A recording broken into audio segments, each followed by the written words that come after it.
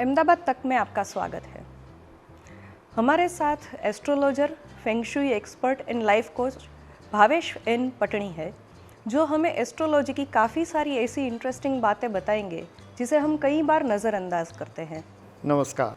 आज भावेश जी हमें बताएंगे कि हमें दूसरों की चीज़ें इस्तेमाल करनी चाहिए या नहीं, उससे कोई फ़ायदा या नुकसान होता है या नहीं। भावेश जी, आज हमारे दर्शकों को आप बताइए कि क्या किसी और की चीज़ इस्तेमाल हमें करनी चाहिए या नहीं करनी चाहिए, और उससे कोई फ़ायदा या नुकसान हो सकता है। हम ज़्यादातर ऐसे इन्फ्लुएंसेस की दरकार ही नहीं करते हैं जो इन्फ्लुएंसेस हम डे टू डे लाइफ में अपने रूटीन में लेते हैं या तो देते हैं। आप सोच रहे होंगे, आपके मन में दुविधा हो रही होगी कि मैं ऐसे कौन सी चीज़ के बारे में बात करने वाला हूँ। जो जॉइंट फैमिलीज़ होते हैं, संयुक्त परिवार होते हैं, उसमें ऐसा होता है कि हम अपने कपड़े अपने भाई बहनों के लिए रखते हैं और वो हमारे कपड़े पहनते हैं, वो हमारी किताबें यूज़ करते हैं, यहाँ तक कि वो हमारे जूते इस्तेमाल करते हैं, है ना। और आपने पुरानी कहावत तो सुनी ही होगी कि एक व्यक्ति का पैर दूसरे व्यक्ति के जूते में नहीं जा सकता, है ना। You want fit in my shoes, ऐसा भी अंग्रेज़ी में कहा जाता है। तो ये सारी चीज़ें हम मानते हैं कि काफ़ी कैजुअल है या तो कहावत के रूप में है, लेकिन दरअसल ऐसा नहीं है। लकड़े के अलावा, वुड एलिमेंट के अलावा हर एक चीज़ एनर्जी कैरी करती है। जैसे कोरोना एक जगह से दूसरी जगह जा सकता है ना, ठीक उसी तरह वो एनर्जी पॉजिटिव भी हो सकती है, नेगेटिव भी हो सकती है। अगर मैंने ये कपड़े पहने हैं तो इस कपड़े के साथ मेरी फीलिंग्स, मेरे थॉट्स, सारी चीज़ें जुड़ी हुई है, यहाँ तक कि मेरे इम्पल्सेस जुड़े हुए होंगे। ओके। अच्छा। अगर मेरे इम्पल्सेस मैं आपको टेम्पररीली भी दे देता हूँ और वो आप में परमानेंट रह जाएंगे तो क्या होगा, ये आपने सोचा है? आपको ये बेतुकी बात लगती होगी। अगर ऐसा लगता है तो मैं एक प्रयोग करने की सलाह देता हूँ।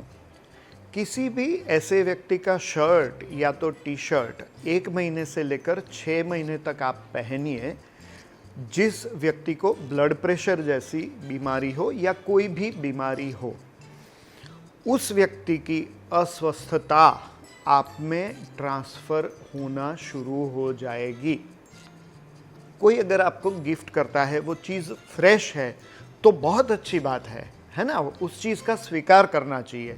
लेकिन अगर आप उनके पहने हुए कपड़ों का अस्वीकार करते हैं, दस्तानों का अस्वीकार करते हैं, या तो पैंट का अस्वीकार करते हैं, या किसी भी चीज़ का अस्वीकार करते हैं, कोई आपको सूट गिफ्ट करता है जो काफ़ी महंगा है, लेकिन अगर आप अस्वीकार करते हैं तो कोई प्रॉब्लम इसलिए नहीं है कि आप उनकी एनर्जी अपने अंदर नहीं लेना चाहते हैं, ये आप अपना तो भला ही कर रहे हैं। तो हम अगर ऐसी चीज़ों की अवगणना करते हैं तो वो कोई बुरी बात नहीं है। हमें चिंता करने की ज़रूरत नहीं है कि अरे मैंने उसके जज्बात को ठेस पहुंचाई। नहीं भैया, नहीं बहना, नहीं, आप ऐसा मत सोचिए।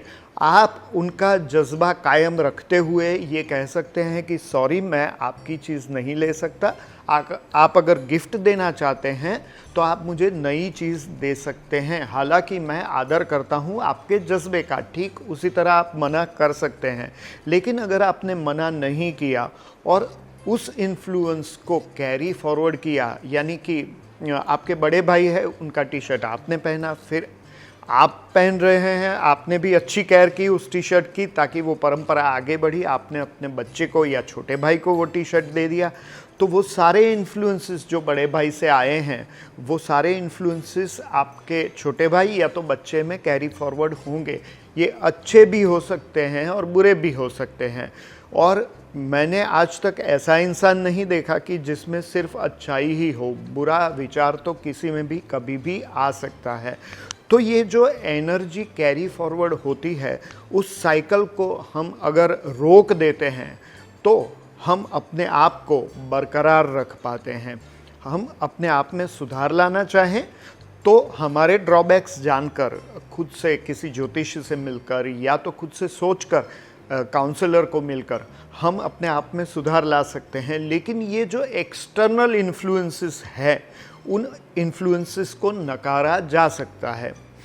ये चीज़ अगर आपको समझ में ना आई हो तो मैं वर्चुअल एनर्जी या तो इंटेंजिबल चीज़ों की भी बात करना चाहूँगा।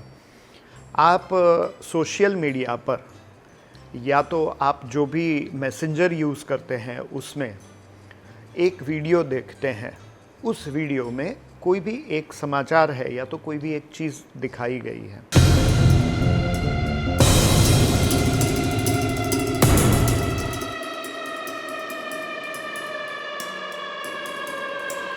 वो चीज़ आप देखते हैं, उसके बाद आपकी सोच में बदलाव आता है या तो आपकी फीलिंग्स अप डाउन होने लगती है। ये क्यों होता है? क्या आप उससे हटकर रह सकते हैं? नहीं रह सकते। वजह क्या है? वो जो डेटा आपके पास आया है उसको आपने देखा, अपने अंदर प्रोसेस होने दिया। अगर ऐसा डेटा कि जो आपने जनरेट नहीं किया है, वो जब आप देखते हैं, सुनते हैं, पढ़ते हैं, वो अगर आपको इतना इन्फ्लुएंस कर सकता है, आपकी सोच को या तो आपके इमोशंस पे प्रभाव डाल सकता है, तो जो कपड़े आप पहने हुए हैं, जो जूते आप पहनते हैं, उस पर कोई प्रभाव ऑलरेडी हो, वो आपको असर क्यों नहीं करेगा? इस तर्क को आप झुठला नहीं सकते हैं। इसलिए एनर्जी के बारे में ये चीज़ समझ लेना बहुत ही ज़रूरी है कि आप कौन सी एनर्जी कहाँ से लेते हैं। मान लीजिए कि आप कोई नई चीज़ लाते हैं, फ़र्ज़ करिए कि आपने नई कार खरीदी, तो उसके ऊपर टीका स्वस्तिक वगैरह करते हैं, उसकी पूजा करते हैं। That's how you welcome. जैसे मेरे घर पे कोई आता है तो मैं यूं ही दरवाज़ा खोल दूंगा, ऐसा नहीं होगा। अरे दरवाज़ा खुलने के बाद तुरंत कहूँगा आइए आइए, you are most welcome, you know. So this is how you welcome new energy. जब आप कोई पुराने कपड़े स्वीकार करते हैं तब भी आप उसी भाव के साथ स्वीकार करें तो भी उसके साथ वो एनर्जी तो जुड़ी हुई ही है। इसलिए मैं आपको कह रहा हूँ कि आप किसी की इस्तेमाल की हुई चीज़ इस्तेमाल करने से पहले या तो परमानेंटली इस्तेमाल करने से पहले 2 बार सोच लीजिएगा। टेम्पररी आप इस्तेमाल करते हैं कि अरे चलो भावेश भैया ये शूट करना है, आप ये कुर्ता पहन लो, तो कोई बात नहीं है, right? But do not carry that energy with you for a longer time unless you are very sure that either it is fresh energy और पॉजिटिव एनर्जी। आई होप कि ये बात आपको इंटरेस्टिंग लगी होगी, ये बात आपके जहन में उतरेगी और हम आने वाले एपिसोड्स में ऐसी इंटरेस्टिंग बातें भी करते रहेंगे और ज्योतिष के बारे में, फंग शुई के बारे में भी बातें करते रहेंगे, वास्तु के बारे में भी बातें करते रहेंगे। मुझे यकीन है कि ये आपको पसंद आएगा।